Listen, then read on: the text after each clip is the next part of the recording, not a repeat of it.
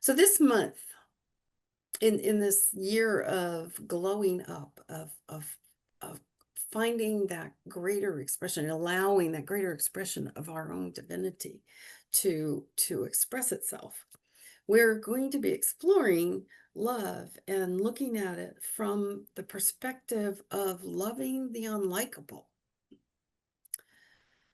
And before I get started, I want to share with you a teaching story and place yourself into this story. So we're all sitting there, and there's a wise teacher that we're all waiting to hear from. And she asks you to close your eyes and put out your hands as ready to receive, and has acolytes, some of the disciples come around and place in each hand. In one hand is a smooth stone, and the other hand is a very rough stone with a lot of surface area to it, a lot of prickly pieces. And she says, close your hands on those two stones and notice your preferences. Feel each stone. And so in one hand, you have this smooth stone that kind of cools your hand.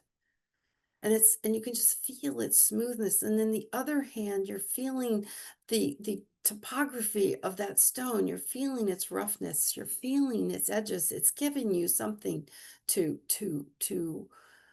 explore. And then she says, open your eyes. And which stone did you prefer? And remember that your preference of which stone does not make the other stone less of a stone. It just makes it different. And so we learn to, we from that, we remember, we don't learn, we remember that every person is equally part of the one, regardless of how they may appear, regardless of how we may react to them. And that when we practice oneness, we hold everyone in love. And we honor the wholeness of life itself when we do that consciously. So that's what, think about this as we speak, as we talked today, as I talked today, what would it be like to move beyond judgment and to choose love instead? Well, first, let's look at unlikability. And what is it? Unlikability is a concept that we have. It's an idea that we have, that when we encounter a person or a situation or anything that does not match our preferences, we can label it as unlikable. And when that happens, it's very easy to allow that to close our heart. And a consequence of that can be, if we don't explore that unlikability, the consequence can be to either completely stop our spiritual journey, or at least constrain it and hamper it. Because unlikability is not a reflection of any person or situation's true worth, true value. It is shaped by our preferences and the past experiences that we have had, and what we ourselves and society have put on us to judge. But when we look at what Ernest Holmes says about that, he says that love alone can overcome that which seems unlikable in our experience. And so what we can do is we can take this feeling of unlikability, this concept of it, and when we feel it, when we have that reaction to someone, and my reaction usually is to constrict myself, is to kind of go smaller when I see something that I consider unlikable. And we can take that as a call to look deeper to within ourselves. We can take that as a call to see with loving eyes. What is it that is causing us to react that way? And recently, I took a course called Shadow Work with Reverend Dr. Michelle Wadley. And in that, I learned, I would not learn, I was reminded, because I knew this concept, but looking at it from this different perspective, that this reaction to unlikability can actually be a reflection of the shadow that we have within us. Those parts of us that are reacting to something we don't like out there. Because what we know is there's only one. And I already gave the answer. For those of you who know, I frequently ask this question, how many are here? It's one. There's one here. And when I have a reaction to a part of the oneness that's outside of me, I am reacting from something inside of me, because there is no out there. There's only the one. And so what I can do is when I have this feeling of unlikability show up for me, there's some questions that I can ask. And these questions come from it's a book called Shadow Work by Reverend Dr. Michelle Wadley, but it's in it they are critical to ask. And the first question I ask is, I can ask myself, am I that? If I'm experiencing something that feels like unlikability, that feels like I'm constraining myself, that feels like I don't want to deal with it, the old talk to the hand, if you're old enough to remember that one. Am I that? Am I reacting to that because I'm seeing a part of me that I don't particularly like about me? And then I can also ask, have I ever been that? Have I been that in the past? And that's a critical question to ask. Because if I'm not that now, have I been it in the past? Because we're all on this spiritual journey. We're all letting go of things. And that shadow can still hide somewhere within us, even though we've made significant strides in how we respond and how we experience life. Am I that? Have I been that? And then ask myself, am I judging that? Or do I object to whatever that is for whatever reason? And when I go in and I look at those questions and I use that opportunity, I use the opportunity that's given to me because I find something or someone or whatever it is unlikable, I can shift. I can shift from the lens of unlikability to the lens of love. Because what I know and what I can tell you right now is I know it is true that if I stay in hatred or judgment, what I'm doing is putting my attention on that and my creative energy into that and into what I really don't want. And so it's up to me. It's up to me to make that conscious decision to take off those glasses of unlikability. Maybe, wipe a little bit away and put on the glasses of love. Put on the lens of love. Now, we are all spiritual beings having a spiritual experience in a human form. And what we know is that the spiritual being within us is not changeable. It is it is what we are. We are love. We are joy. We are beauty. We are light. Our preferences are natural because that's our natural human experience. Because we're human beings, we create preferences. But it's not the same as the worth. It's not as the same as the inherent worth of each and every one. A quote from the Dalai Lama that is very, to me, means a lot anyway, but in the times we are in today, it really resonates with me and brings me back into the what I am. And that what he said was, love and compassion are necessities, not luxuries. Without them, humanity cannot survive.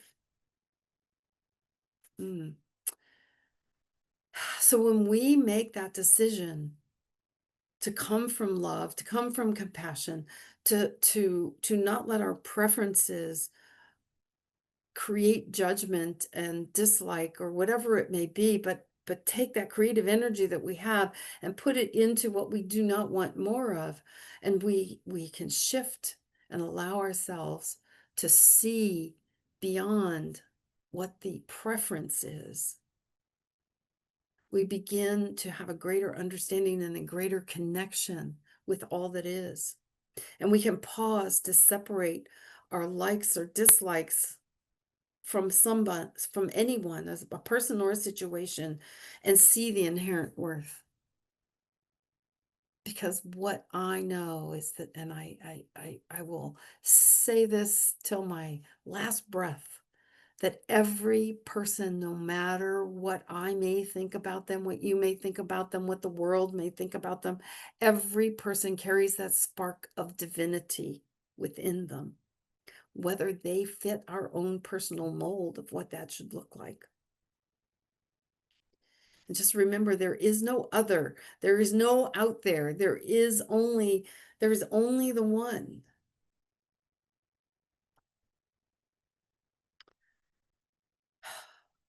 I'm in this moment, I am reminded of a dear friend of mine who has been a significant person in my spiritual journey, whom I haven't had a lot of contact with in the last 5 or 6 years. I found out she's received a diagnosis that is not one you want to hear.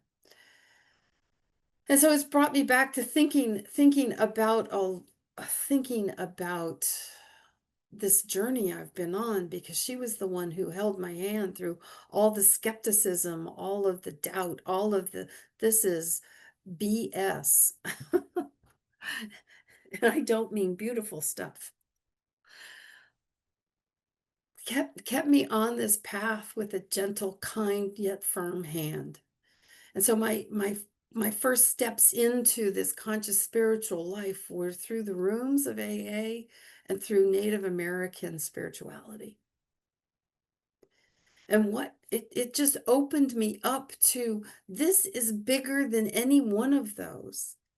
This is a concept in ministerial school. It was like, do I really have to take like the history of this philosophy? Well, yes, I needed to.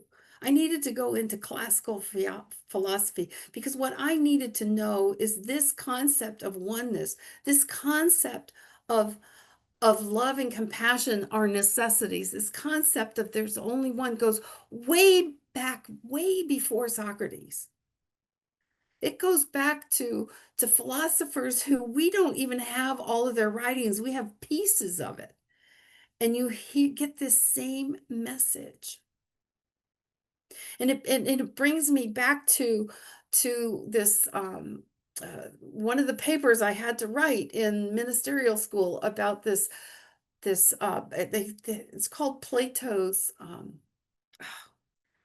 I think it's Plato's dilemma, but it's something like that. It's a teaching tool that he used of there's a group of people, two groups of people, and each of them are circled around this pit, and there is some delicious, nutritious food in that pit, and everyone is given a spoon that is long enough to reach down into that pit, yet it's long enough that you cannot put it in your own mouth. And the one group of people start fighting with each other, because the only way to get fed is to have someone else feed you. And so they're trying to force people to feed them, it's the food's going everywhere and it's a mess. And then there's this other group of people who realize that the spoons actually reach across the circle. And so if I feed the person that I can reach, then someone else can feed me. And everyone in the second group who realizes that compassion and that love and helping others, being of service, is our natural state, everyone gets fed. There's enough food for everyone. Love and compassion are necessities, not luxuries. And so when each of us individually makes that conscious choice to respond with kindness and empathy, especially when it's a challenging situation, especially when it's one of those situations or people where that immediate unlikability neon light goes off and we shrink, or however you react to it, you'll feel it in your body. When we make that conscious choice to take off the lens of unlikability and put on the lens of love and compassion and empathy and see beyond whatever that judgment is that we have, that preference that we have, we become oneness and unconditional love in action. In action. And it has an effect across all of humanity. That one little drop, that one little pebble that we throw into the pond rings out. You know, we've all probably seen the commercials on TV of paying it forward and how kindness pays it forward. So when we remember some of the core principles that we have, one of which Sandy read today about we believe in the unity of all life. We also believe that all people are individualizations of the one spirit. And when I started looking at this quotes for on oneness and on kindness and compassion and everything, oh my God, I was blessed with being inundated with them. So a couple of them, Ernest Holmes says there's no separation in spirit. We are all united in the one. The Dalai Lama says our prime purpose on this life is to help others. And Rumi, this one from Rumi, I can just see it and feel it. And I think of those two stones in our hands. Happy is the moment when we sit together with two forms, two faces, yet one soul, you and I. We sit together and we appear to be separate. We appear to be separate beings, yet there's only one soul. And we recognize that. And so I invite you to go on a short journey with me. I have another journey. And I invite you to either close your eyes or just cast your eyes down away from the screen that we're on that gives us all that visual stimulation. And just go inside for a moment, a few moments here. Take a couple of breaths to cleanse, just to allow your body to relax. Maybe if you want to, you can put your hand over your heart and just breathe. Breathe in love and peace and joy.